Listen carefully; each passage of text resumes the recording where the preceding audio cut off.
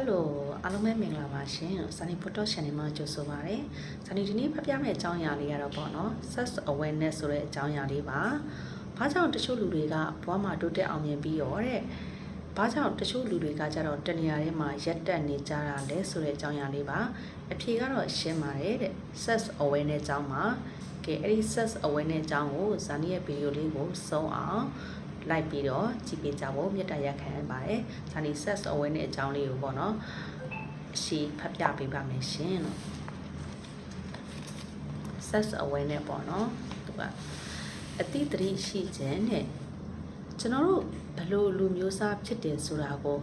အတွင်းနဲ့ချိပလီယာအထိအကောင်းဆုံးသိမြင်နိုင်မဲ့အရာတစ်ခုကကြတော့ကိုတိတည်းရှိခြင်းအလေးထားပဲတဲ့ Self Awareness practice ကိုတော့တကူရီဖွံ့ဖြိုးတိုးတက်ရေး personal growth အတွက်ကောလောကုတ္တရာနံဝိညာဉ်ပိုင်းဆိုင်ရာဖွံ့ဖြိုးတိုးတက်ရေးလမ်းစဉ် spiritual ဘက်အတွက်ပါတဲ့မဖြစ်မနေကျမတို့တွေအသုံးပြုရမယ်တဲ့တာမန်အားဖြင့်ပေါ့နော်ကျွန်တော်တို့ကကိုအမှန်တိုင်းမမြင်ကြသလိုတဲ့လောကကြီးအပေါ်မှာလဲရှုမြင်သုံးသပ်တဲ့အခါသေချာမသိနိုင်ပဲနဲ့illusion ဖြစ်မှုတွေနဲ့ပေါ့နော်ဝေဝါးရှုပ်ထွေးနေတတ်ကြပါတယ်။ကျမတို့တွေကကိုဘလို့လူမျိုးစားဖြစ်တယ်ဆိုတာကိုအတွင်းနဲ့ပေါ့နော်အကောင်းဆုံးသိမြင်နိုင်မဲ့အရာတစ်ခုဆိုလို့ရှိရင်အတိတ်တည်းရှိခြင်း self awareness လို့ပြောပြပေးထားတာပါ။ self awareness practice ဆိုလို့ရှိရင်တကူကြီးဖွံ့ဖြိုးတိုးတက်ရေးအတွက်တို့ personal growth အတွက်တို့လောကုတ္တရာနံဝိညာဉ်ပိုင်း spiritual ဘက်တွေပေါ့နော်ခုနောက်ပိုင်းသုံးနေတဲ့ spiritual ဘက် spiritual အဲ့ဒီအတွက်တွေအတွက်မဖြစ်မနေအသုံးပြုရမှာဖြစ်ပါရဲ့တဲ့တာမန်အားဖြင့်ဆိုရင်တော့ပေါ့နော်ကျွန်တော်တို့ကကိုအမှန်တိုင်းမမြင်ကြဘူးလောကကြီးအပေါ်မှာလဲရှုမြင်သုံးသပ်တဲ့အခါပေါ့နော်တေရှာမသိရှိနိုင်မဲ့နဲ့ illusion ဖြစ်ဖို့ရတဲ့ဝေဝါးရှုပ်ထွေးနေကြရဲ့တဲ့ဝေဝါးရှုပ်ထွေးနေတတ်ကြတယ်ဒါကြောင့်ကိုအကြောင်းနဲ့လောကကြီးအကြောင်းကိုစစ်မှန်တဲ့အသိမြင်မျိုးသိမြင်နိုင်တာကကြတော့ပြောင်းလဲမှု transformation တစ်ခုဖော်ဆောင်နိုင်ဖို့အတွက်တဲ့အသိတတိရှိခြင်း self awareness ရှိဖို့ဆိုတာကျမတို့လောကကြီးကကျမတို့လူတွေကလိုအပ်တယ်ပေါ့ဒါကြောင့်ကိုယ့်အကြောင်းနဲ့လောကကြီးအကြောင်းကိုစစ်မှန်တဲ့အသိမြင်မျိုးသိမြင်နိုင်တာကပြောင်းလဲမှု transformation တစ်ခုဖြစ်ဖော်ဆောင်နိုင်ဖို့အတွက်အတိတ်တတိရှိခြင်း self awareness ရှိဖို့ကလိုအပ်ပါတယ်တဲ့ကိုကအတိတ်တတိမရှိဘဲနဲ့ပေါ့နော်နေထိုင်မိတဲ့အခါအသုံးမဝင်တော့တဲ့ကိုယုံကြည်ချက်အဟောင်းတွေကိုတဲ့ကိုရဲ့အတွေးခေါ်တွေကြအတွေးခေါ်အတိုင်းကိုပြုမှုနေထိုင်ကြပုံစံတွေအတိုင်းကိုလုပ်နေကြအလုပ်တွေအတိုင်းလုပ်နေမိရင်တော့တဲ့အရင်ကရလက်တွေပဲရနေမှာပဲတဲ့အရင်ကအဟောင်းတွေအတိုင်းပဲပေါ့နော်ကျမတို့တွေကတွေးခေါ်နေတာအတိုင်းပဲတွေးခေါ်မယ်အဲ့ဒီအတိုင်းပဲပြုမှုနေထိုင်မယ်ဆိုလို့ရှိရင်တော့တဲ့အရင်ကလိုရလက်တွေပဲထွက်နေမှာတဲ့အားကြောင့်မို့ကျမတို့ကအတိတတိတွေကထားရမှာကကိုယ့်ရဲ့မကောင်းတဲ့အတွေးတွေအပြုမှုတွေလုပ်ပုံကိုင်ပုံတွေယုံကြည်ချက်တွေကိုပြောင်းလဲဖြစ်ဖို့ဆိုတာကအရေးကြီးရပေါ့နော်ကျမတို့အဟောင်းတွေအတိုင်းပဲမနေနဲ့ကိုယ့်ရဲ့အတွေးတွေရောကိုယ့်ရဲ့အမြင်တွေရောအားလုံးယုံကြည်ချက်တွေရောပြောင်းလဲဖြစ်ဖို့ဆိုတာအရေးကြီးတယ်ဒီလိုပြောင်းလဲဖို့အတွက်ဆိုရင်တော့ကိုယ့်ရဲ့အကြောင်းကိုယ့်ရဲ့အလေးထားပုံစံပတ်တန်တွေကိုအရင်ဆုံးသိရှိနေဖို့ self awareness က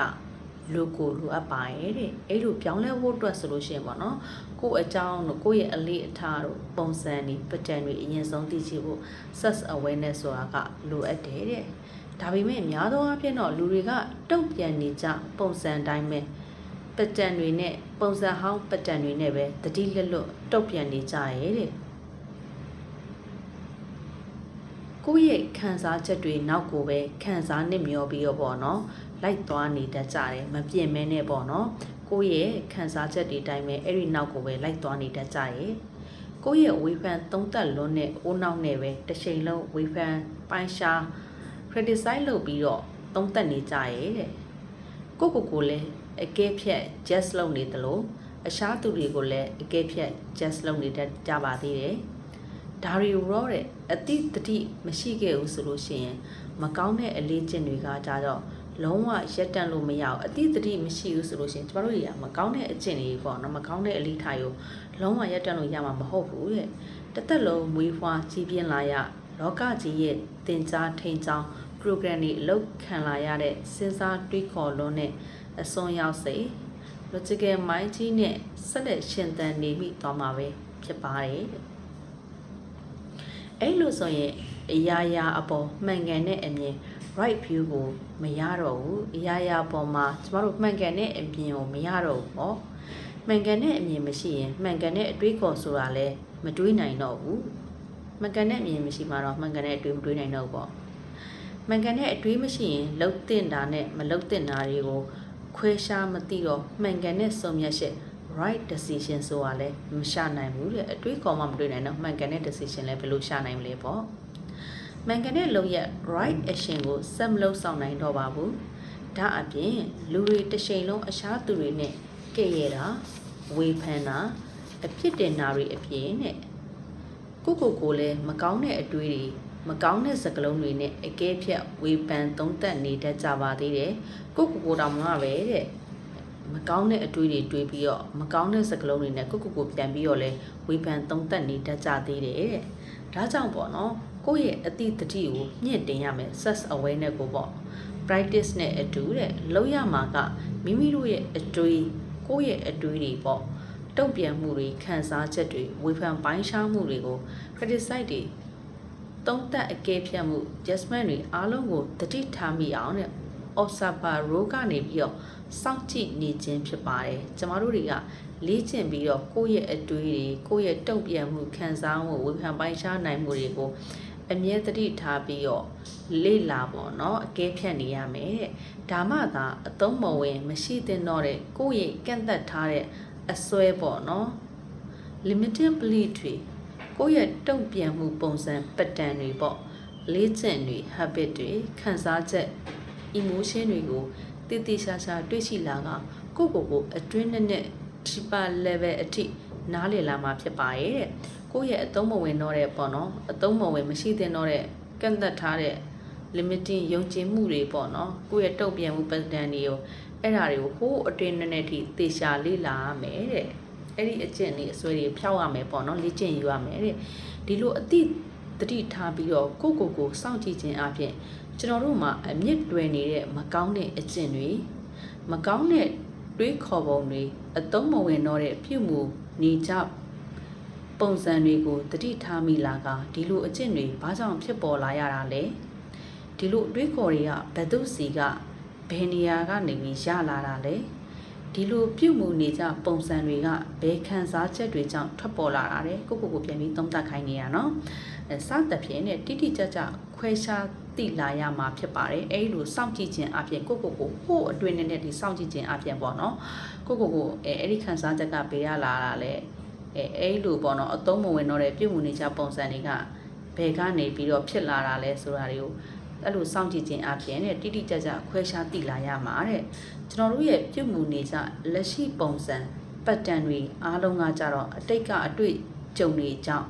လေ့ကျင့်သွန်သင်ဆုံးမခြင်းခံရတာတွေကြောင့်စိတ်တရာ trauma တွေကြောင့်ပတ်ဝန်းကျင်လူမှုတိုင်းဝိုင်းရဲ့လွှမ်းမိုးမှုတွေကြောင့်အဲ့ဒီကနေပြီးတော့အရင်ခံလာတာတဲ့ဒါတွေအားလုံးကလက်ရှိကိုဘဝအတွက်လိုအပ်တယ်အကျိုးပြုတယ်ဆိုရင်တော့လဲဆက်ပြီးတော့ဆက်ထားတာကောင်းတယ်တဲ့အကျိုးပြုနေသေးတယ်ဆိုရင်ဒီလိုမှမဟုတ်ဘဲနဲ့ကိုယ့်အတွက်အကျိုးလည်းမပြုဘူးမလိုအပ်ဘူးဆိုရင်တော့ဆွန့်လွတ်လိုက်ဖို့ပြုပြင်ပြောင်းလဲလိုက်ဖို့ဆိုတာကတကယ်လိုအပ်တယ်တဲ့ကျွန်တော်တို့ဘယ်လိုလူမျိုးစားဖြစ်တယ်ဆိုတာကိုတဲ့ကျွန်တော်တို့ရဲ့ခံစားချက်အတွေးအပြုအမူလောကကြီးရဲ့တုံ့ပြန်မှုစတဲ့အရာတွေရဲ့စုစုပေါင်းရလလို့လဲပြောလို့ရပါတယ်ဒါကြောင့်ပေါ့နော်အတိတ်တိစွမ်းအား level of self awareness ပေါ့နော်နောက်တစ်ဆင့်မြင့်တက်လာတဲ့အခါမှာမကောင်းတဲ့ပုံစံတွေ pattern တော်တော်များများကိုပြုပြင်ပြောင်းလဲလိုက်နိုင်တဲ့အခါမှာကျမတို့တွေကပုံကိုကောင်းမွန်တဲ့ပုံစံ new version ကိုပြောင်းလဲရရှိလာမှာဖြစ်ပါရဲ့တဲ့အတိတ်တိမြင့်လာတာနဲ့အများပေါ့နော်ကျမတို့တွေကကိုယ့်ရဲ့အာသာချက်တွေတို့အားနည်းချက်တွေတို့ပို့ပြီးတော့သတိထားလိုက်နိုင်မယ်တဲ့ကိုယ့်ရဲ့တန်ဖိုးထားမှုတွေကိုလည်းပို့ပြီးသိလာမယ်ပေါ့နော်ဘယ်ဟာကမှန်တယ်ဘယ်ဟာကမှားတယ်စသဖြင့်အဲ့ဒီအရာတွေကိုကိုယ့်ရဲ့အကျင့်တွေ တတိထားပြင်လိုက်နိုင်မယ်ကိုယ့်ရဲ့စိတ်ခံစားချက်တွေရောကိုယ့်ရဲ့တိုက်ကားတွေစိတ်တန်ရာတွေ trauma တွေအဲ့ဒီအရာတွေလည်းပိုပြီးနားလည်လာမယ်တဲ့မကောင်းတဲ့အရာတွေကိုလည်းလွှတ်ရှားလာနိုင်လိမ့်မယ်ဒီလိုနဲ့ကိုပြင်တိုက်တာတွေတော်များများကိုတဖြည်းဖြည်းနဲ့ပေါ့သိနားလည်လာကအကောင်းဆုံးအကြောင်းကျိုးတွေကိုခွဲခြားသိမြင်လာမှာအတိတ် sex awareness တွေအကောင်းလာပြီဆိုရင်တော့တဲ့ mental state မြင့်တက်လာတဲ့အခါကိုယ့်ရဲ့စိတ်ခံစားချက် emotion တွေ feeling တွေအတွေးတွေကိုရှောင်ပြေးမနေတော့ဘဲနဲ့တိတိကျကျကင်တွယ်ဖြေရှင်းလာနိုင်လိမ့်မယ်ဘဝမှာဖြစ်သမျှအရာတွေကိုလည်းလက်ခံလာနိုင်လိမ့်မယ်ကိုယ့်ရဲ့ခန္ဓာကိုယ်ကလိုအပ်ချက်တို့တောင်းဆိုချက်တွေကိုတိတိကျကျလည်းနားထောင်တတ်လာမယ်ပေါ့သိရှိလာနိုင်မယ်တင်းငယ်တဲ့အောင်မြင်မှုလေးတွေကိုတောင်မှပဲစိတ်ကျေနပ်မှုကောင်းကောင်းရကဂုဏ်ယူတတ်လာမယ်အရာရာပေါ်မှာပေါ့ကောင်းကောင်းမွန်မှန်ကန်တဲ့ right view ကိုမြင်တတ်လာမယ်ရခင်ကားထက်ပိုပြီးတော့လဲတည်ငြိမ်သက်မှုတွေကိုရရှိနေမယ်အဆိုးဆုံးအရှိန်တွေအဆိုးဆုံးနေ့ရက်တွေဆိုတာကလည်းမမြဲခြင်းတရားတွေဆိုတာကိုသိရှိနားလည်လာမယ်ကိုလည်းမေတ္တာတရားထားနိုင်မယ်အစကြီးရဲ့ကောင်းကျိုးတွေကိုရရှိလာမှာပဲဖြစ်ပါတယ်ပညာရှိလောင်စုရဲ့အဆိုမိတ်တိုင်းအခြားသူတွေရဲ့သဘောမနှောကိုသိရှိနားလည်ခြင်းကဉာဏ်ရည်သွေး intelligent ဖြစ်မယ်ဆိုလို့ရှိရင်ပေါ့မိမိအလုံးစုံသိနားလည်ခြင်းကမှစစ်မှန်တဲ့ဉာဏ်ပညာ wisdom တစ်ခုပါတယ်အဝဲနဲ့ကောင်းခြင်းအပြင်အခြားသူတွေအပေါ်မှာလဲလွှမ်းမိုးလာနိုင်တာဆရာလုပ်နိုင်တာပေါ့စီမံခန့်ခွဲနိုင်တာခန်းစီညွှန်ကြားနိုင်တာစတာတွေကအားသာချက်တွေဖြစ်မယ်ဆိုရင်မိမိတဲ့တည်တည်ရှာရှာသိရှိနားလည်ထားပြီးတော့ကောင်းမွန်စွာထိန်းချောင်းပြုပြင်နိုင်တာကမှပိုကောင်းတဲ့စွမ်းအားအစစ်မှန်ပဲဖြစ်ပါတော့တယ်။ဒါကြောင့်အချိန်တိုင်းအတိတတိ sex awareness ရှိနေဖို့ဆိုတာကအရန်ကြီးရဲ့တဲ့။ဒီစာအုပ်လေးရဲ့အနှစ်ရှုပ်လေးပေါ့နော်။အဓိကပေးချင်တဲ့ message လေးကိုပြန်ပြီးပြောပြမယ်။ sex awareness ဆိုတာကပေါ့နော်။ကိုယ့်ရဲ့အတွေးအခေါ်တွေခံစားချက်တွေအားသာချက်အားနည်းချက်တွေကိုသေချာသိမြင်နားလည်နိုင်တဲ့စွမ်းရည်ဖြစ်တယ်ဒါဒီစာပိုက်ရဲ့အနှစ်ရှုပ်ပေါ့နော်ကိုသိမြင်နားလည်တဲ့သူတွေကကြတော့ဆုံးဖြတ်ချက်တွေကိုပုံမကောင်းမွန်စွာရှနိုင်လာမယ်စိတ်ခံစားချက်တွေကိုလည်းထိန်းချုပ်လာနိုင်မယ်ပေါ့မိမိမိခွန်းတွေထုတ်ပြီးတော့အမှားတွေနဲ့သင်ယူခြင်းနဲ့တခြားသူတွေရဲ့အမြင်ကိုလက်ခံနိုင်ခြင်းကလည်း sex awareness နဲ့တိုးတက်လာဖို့အရေးကြီးတဲ့နည်းလမ်းတွေဖြစ်တယ်ကိုပို့ပြီးတော့သိမြင်နားလည်လာလေကျမတို့ကဘဝရဲ့ဥတီချက်တွေကိုပုံမရှင်းလင်းစွာမြင်လာပြီးတော့အောင်မြင်မှုတွေစီကိုပုံမနီးကပ်လာလေဖြစ်ပါတယ်ဒါကတော့ sex awareness တစ်ပိုက်လုံးရဲ့အနှစ်ရှုပ်ပါလို့ဒီဗီဒီယိုလေးကိုအဆုံးထိနားထောင်ကြည့်ပေးကြလို့လည်းကျေးဇူးအများကြီးတင်ပါတယ်ဇနီးရဲ့ channel လေးကို like follow subscribe လုပ်ပေးဖို့လည်းမမေ့ကြနဲ့အောင်เนาะနောက်ထပ်ဘုသူတက်ရောက်ဝယ်အကြောင်းအရာလေးကိုနားထောင်ခြင်းနဲ့ဆိုလို့ရှိရင်เนาะ channel လေးကိုခေါင်းလောင်းတည်သေးပါဦးမမေ့နဲ့အားလုံးကိုကျေးဇူးအများကြီးတင်ပါတယ်အဆုံးထိနားထောင်ခဲ့ပေးကြလို့နောက်ဗီဒီယိုတွေမှာပြန်လည်ဆုံပါမယ်ရှင်